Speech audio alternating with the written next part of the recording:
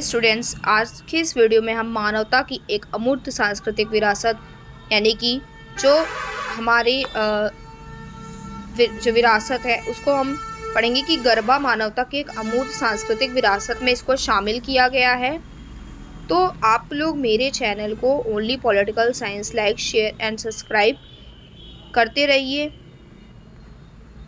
आज के ये जो वीडियो में मैं आपको टॉपिक हम कवर करेंगे वो काफ़ी इम्पोर्टेंट है, क्योंकि गरबा के साथ साथ इसके पूर्व की जितनी भी अमूर्त सांस्कृतिक विरासत है उसको हम पढ़ेंगे। सबसे पहले हम देखेंगे अमूर्त विरासत के अंतर्गत क्या चीज़ें शामिल होती हैं। अमूर्त विरासत के अंतर्गत ऐसी परंपराएं सम्मिलित है जिन्हें देखा नहीं जा सकता और जिन्हें हम अपने पूर्वजों से प्राप्त करते हैं, जबकि मूर्त विरासत के अंतर्गत साक्षात व देखी जा सकने वाली कला वस्तुएं शामिल होती हैं, जैसे स्थापत्य, मूर्ति, चित्र आदि।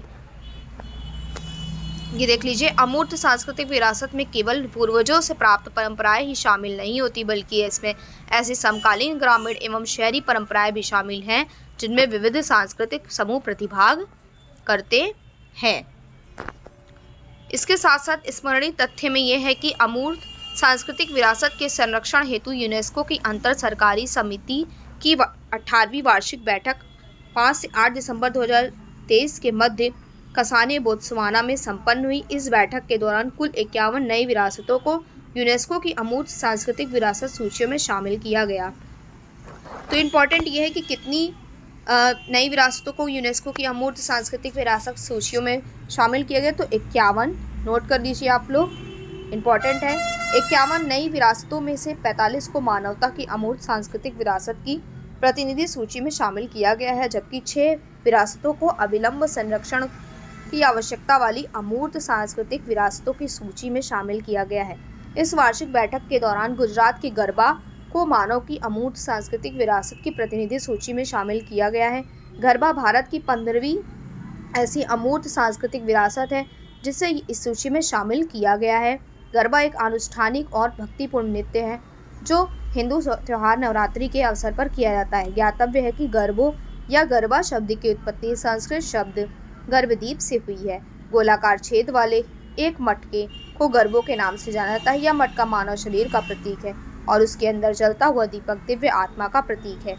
इस गरबो की स्थापना करने के बाद माँ दुर्गा को प्रसन्न करने के लिए इसके चारों तरफ घूम घूम कर नृत्य किया जाता है।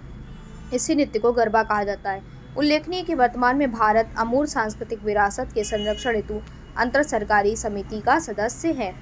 नेक्स्ट हम ये देखेंगे कि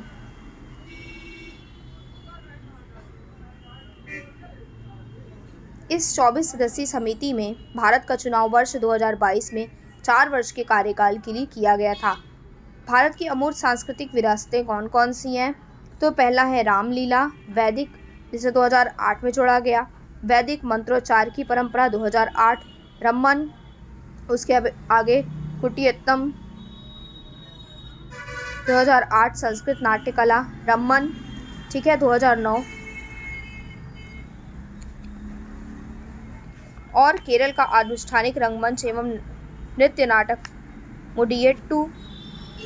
कालबेलिया राजस्थान का लोकगीत तथा नृत्य 2010 में शामिल किया गया। छऊ नृत्य को 2010 में, लद्दाख का बौद्ध मंत्रोच्चार 2012 में, संकीर्तन 2013 में, पंजाब के जंडियाल गुरु के ठठेरों द्वारा पारंपरिक रूप से पीतल और तांबे से बनाए जाने वाले बर्तनों की शिल्पकला 2014, ठीक है। योग को 2016, यहाँ से इम्पॉर्टेंट है, याद कर लीजिए, योग 2016, नवरोज नव वर्ष के उत्सव का आयोजन 2016, कुंभ मेला 2017, कोलकाता की दुर्गा पूजा 2021 और गुजरात का garba 2023।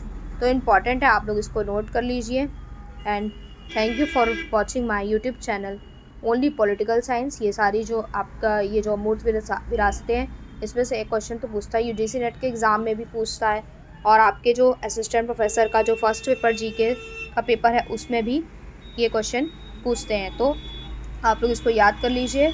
Thank you for watching my YouTube channel only political science. Do like and share and subscribe for more videos. Thank you.